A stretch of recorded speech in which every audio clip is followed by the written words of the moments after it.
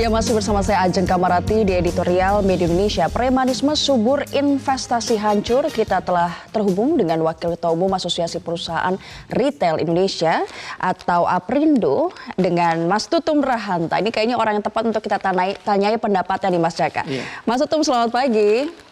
Selamat pagi Pak Ajeng, Mas Jaka, selamat pagi Pak. Iya, ini mungkin Mas Tutum juga salah satu orang yang juga ketar-ketir dengan viralnya premanisme lahan parkir di Bekasi. Ketar-ketir kenapa? Karena ini dia nih yang membuat rugi selama ini mungkin gitu. Tapi kita pengen tanya pendapatnya seperti apa sih Mas Tutum soal video yang viral ini?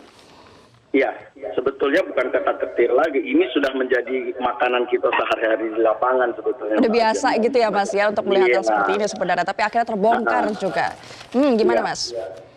Iya, kalau kita lihat case yang di Bekasi ini sebetulnya Wali Kota dengan sigap sudah membereskan ini, sudah memanggil teman-teman kita minimarket untuk menyelesaikan dan juga meluruskan apa yang terjadi yang diviralkan itu. Saya kira sudah clear.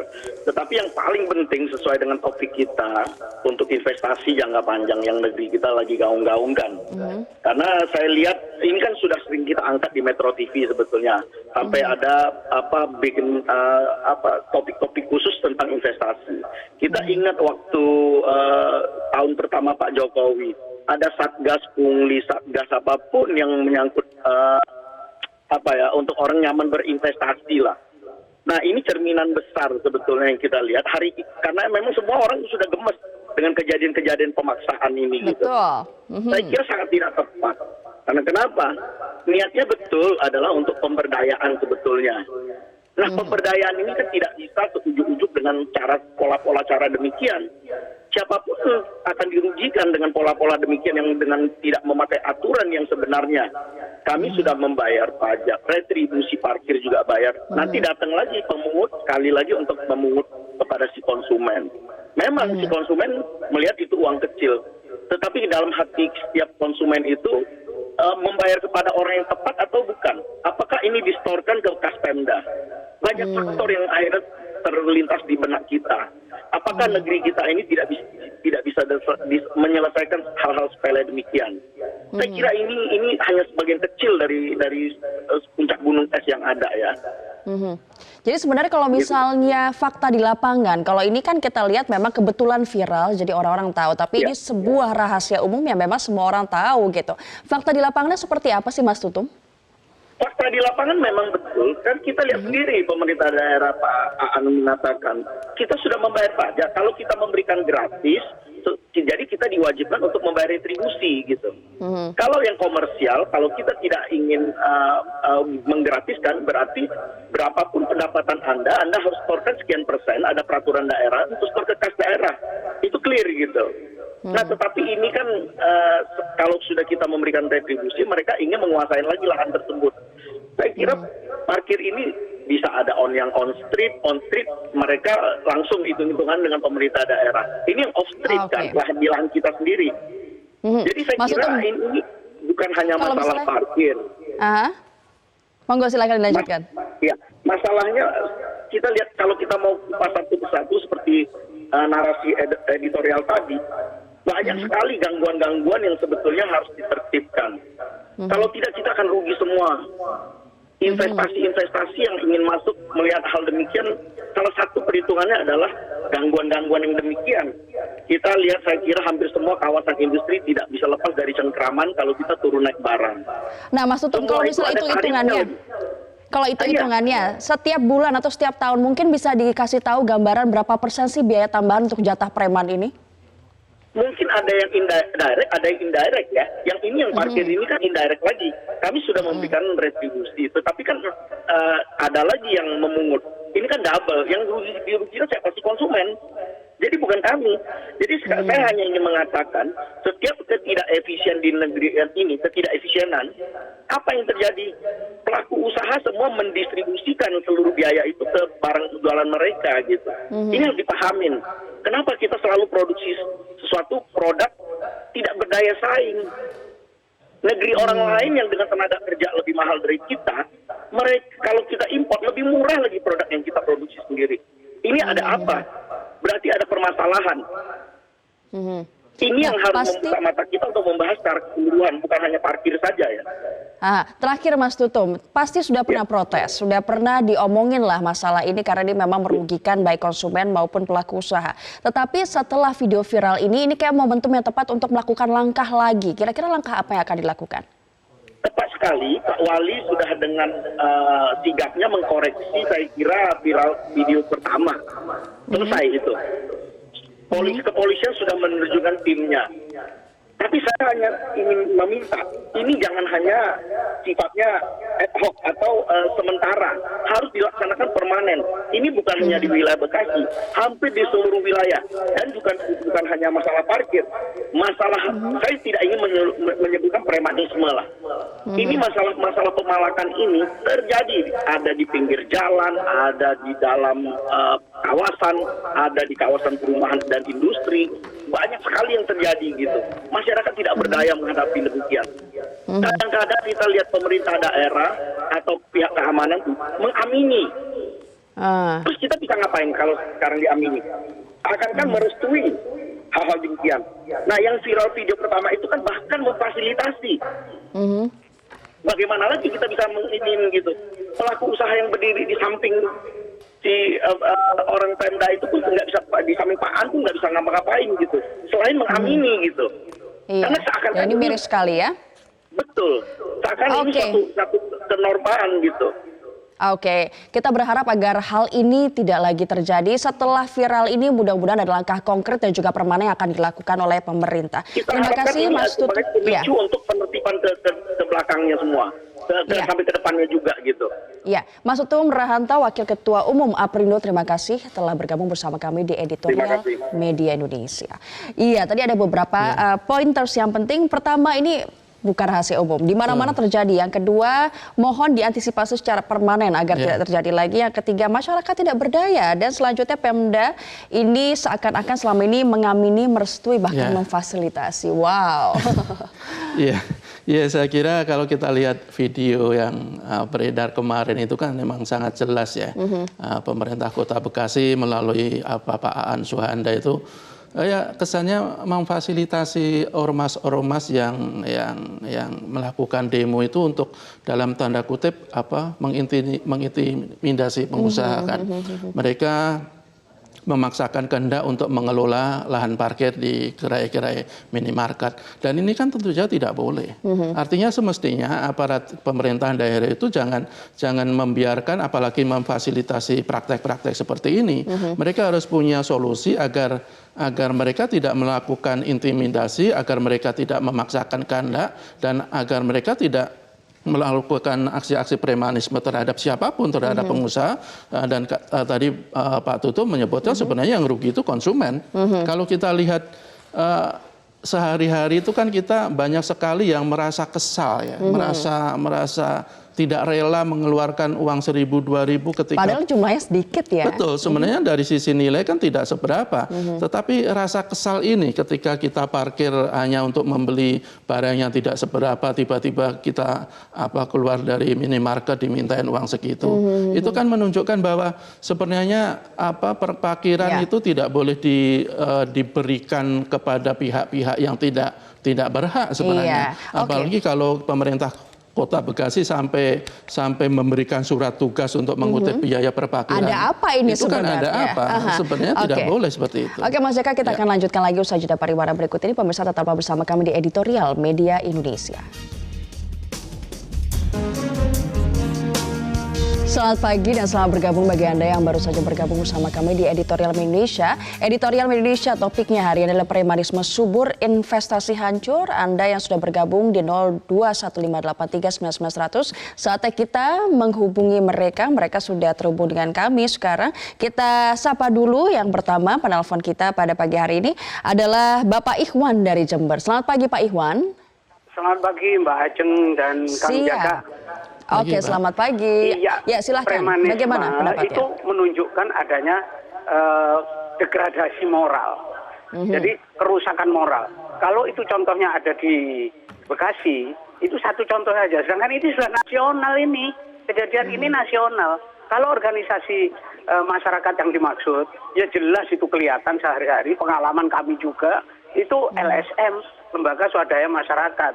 Yang dimaksud sekarang sudah berubah, lembaga somasi masyarakat, itu yang terjadi. Sehingga orientasinya itu pada materi, duit lagi. Negara mengatur mereka, bukan negara diatur. Sehingga tindakan impresif dan tindakan preventif harus dilakukan. Nah, itu menjadi subur kalau memang kita sekarang pembangunan nasional sebagai pengamalan Pancasila dan Undang-Undang Dasar 45 yang berkesinambungan pembangunan ini akan terganggu kalau premanisme ini subur karena pajak, perpajakan, investasi dan import ekspor itu menjadi andalan kita untuk biaya pembangunan nasional. Apalagi persoalan hubungan di luar negeri, globalisasi antara Amerika dengan Cina itu juga mengganggu. Tapi dari dalam mengenai legalitas, aturan yang justru menghambat seringkali overlapping terhadap investasi itu banyak.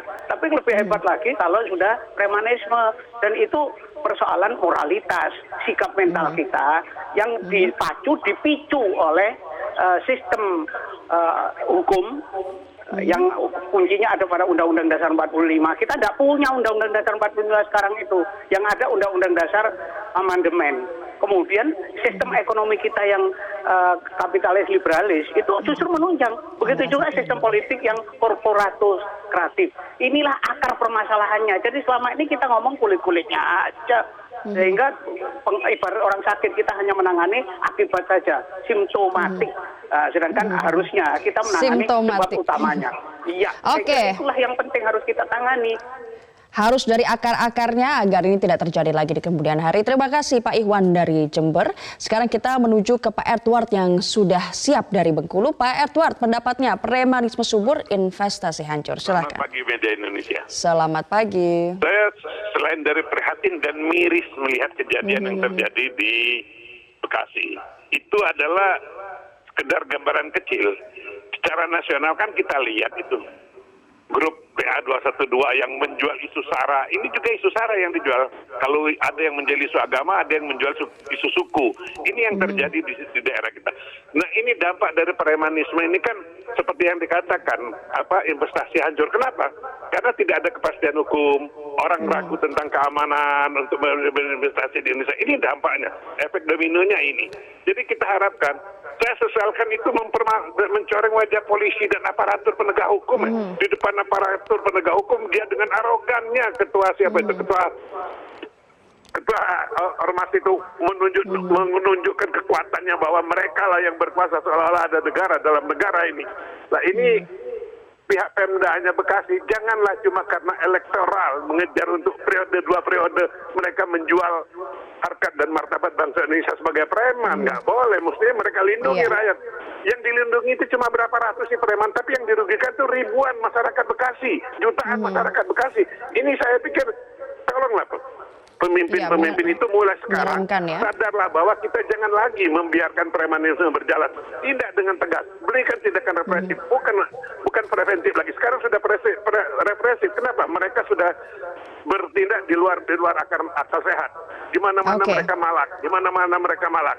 Nah, ini yang terjadi baik, sekarang. siap. Mudah-mudahan ini bisa tertib hukum. Sudah ditampung Pak, bagaimana pendapat dan opini Pak Edward dari Bengkulu. Terima kasih telah bergabung bersama kami di Editorial Media Indonesia. Yang ketiga sudah ada Pak Ramadan dari Jambi.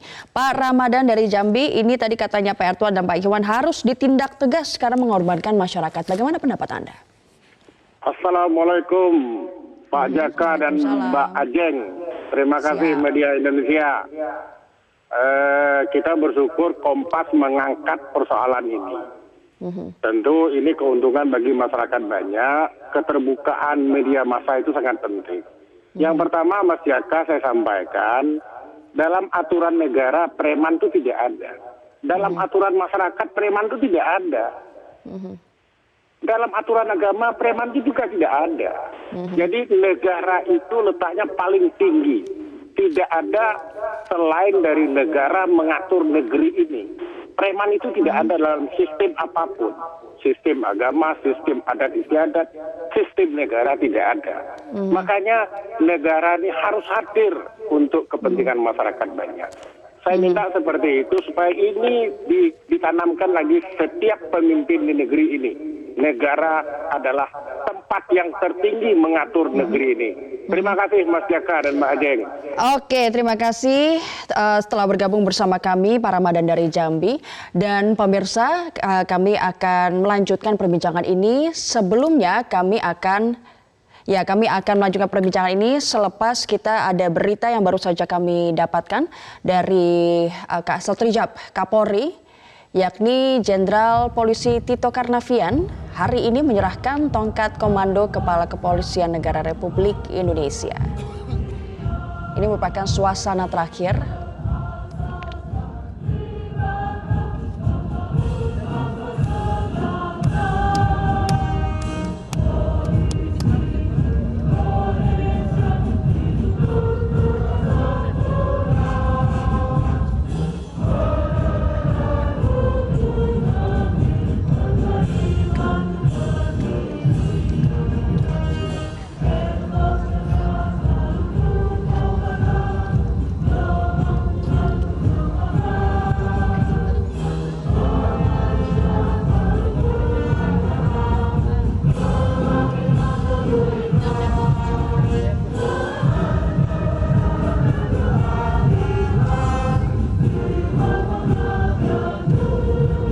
pemirsa yang Anda saksikan di layar kaca Anda ini merupakan detik-detik saat menjelang serah terima jabatan Kapolri yang akan dilakukan di pagi hari ini 6 November 2019. Jenderal Polisi Tito Karnavian hari ini menyerahkan tongkat komando Kepala Kepolisian Negara Republik Indonesia Kapolri kepada Jenderal Polisi Idam Aziz.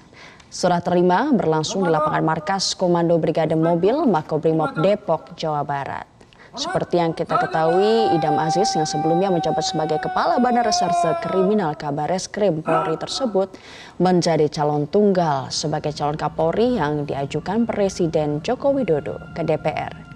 Kita flashback lagi background atau latar belakang dari Idam Aziz. Idam Aziz ini merupakan lulusan Akademi Kepolisian Akpol pada tahun 1988. Dan beberapa saat yang lalu di hadapan anggota Komisi 3 DPR saat menjalani uji kepatutan dan kelayakan, Idam memaparkan 7 program prioritasnya.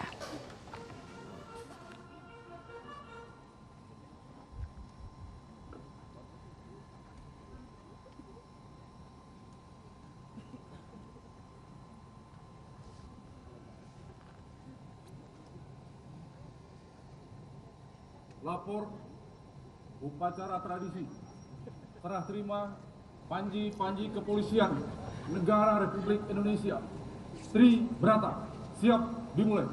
Selanjutnya pasukan siap diperiksa.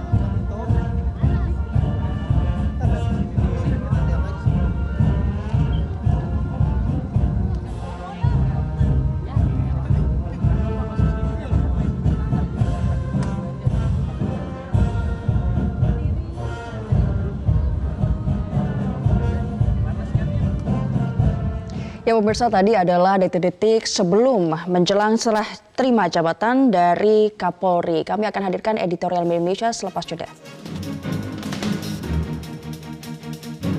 Pemirsa, kita kembali lagi ke editorial Indonesia. Kembali ke topik kita pada pagi hari ini, premanisme subur, investasi hancur. Mas Jaka, tadi ada sudah 3 penelpon dengan berbagai macam pendapatnya yang memang benar itu terjadi di masyarakat. Yang pertama yang harus dilihat adalah menurut Mas Ikhwan di Jember ini ada degradasi moral. Ini sudah terjadi secara nasional dan jelas menjadi pengalaman semua masyarakat yang terganggu gitu ya. Ya, saya pikir sebenarnya kan tidak ada alasan seseorang menjadi preman karena menganggur. Tidak bisa seperti itu. Masih banyak hal yang bisa Betul dilakukan dalam hidup bahwa ini. tidak gampang mencari pekerjaan, tetapi kita harus melihat mereka yang kondisi fisiknya pas-pasan saja misalnya, mereka mau bekerja kok.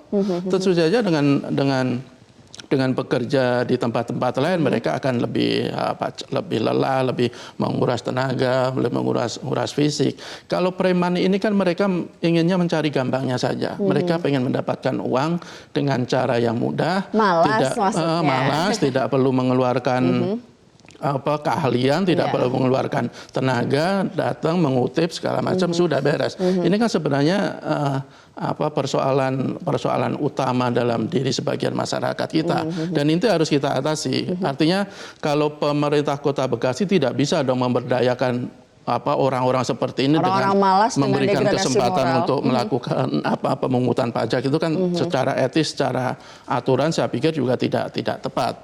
Yang pasti bahwa tadi betul Pak Tutum dan ketiga penelpon menegaskan bahwa persoalan premanisme itu harus ditindak secepat-cepatnya dan tindak secara tegas, karena faktanya selain merugikan masyarakat, tapi juga jelas merugikan investor. Tadi juga dikatakan itu. Pembangunan nasional bisa hancur. Betul, kalau kita lihat kemarin staf khusus Kementerian Luar Negeri Pak Peter Gonta, ketika video itu viral, itu para investor itu ramai-ramai menelpon ke para dubes kita, mempertanyakan persoalan ini benar nggak itu, dan itu menjadi perhatian luar biasa daripada investor asing. Mereka tidak mungkin akan menanamkan uangnya yang begitu banyak ketika yang sebuah negara itu tidak bisa menjamin keamanan. Ini pemikiran dan fakta yang menarik, karena mungkin banyak orang yang tidak berpikir bahwa ini imbasnya bisa sangat global gitu. Oh iya. Karena tidak mungkin seorang investor itu menanamkan uangnya di negara yang tidak bisa menjamin keamanan. Keamanan ini tidak hanya sekedar stabilitas politik, tetapi keamanan sehari-hari. Ketika sebuah negara atau sebuah kota itu dengan mudahnya membiarkan premanisme tumbuh subur, hampir dipastikan tidak ada investor yang mau masuk ke situ. Kita tentu saja tidak ingin seperti negara-negara atau kota-kota di Meksiko misalnya, di Brasil misalnya, di mana kota-kota mereka termasuk kota-kota yang paling berbahaya. Mereka investor akan berpikir 1000 kali untuk menanamkan modalnya di sana, dan itu harus menjadi perhatian utama kita. Aparat harus tegas menindak premanisme, dan saya pikir ini menjadi salah satu tugas Kapolri yang baru Pak Idam Aziz. Kita berharap digalakkan lagi operasi-operasi memberantas premanisme. Untuk Kemendagri juga kita meminta untuk lebih cermat lagi atau lebih tegas lagi menindak ormas-ormas yang menyalahgunakan kewenangan yang diberikan oleh Kemendagri. Ormas itu kan berdiri untuk kemaslahatan rakyat. Kalau dia merugikan rakyat, ya harus ditinjau ulang perizinannya. Berarti ini juga tidak ada kepastian hukum, sekaligus mencoreng nama-nama pejabat ataupun pemerintah daerah. Terima kasih Mas Jaka Budi Santosa telah bergabung bersama kami. Kita telah berbincang mengenai topik ini selama 1 jam ke belakang.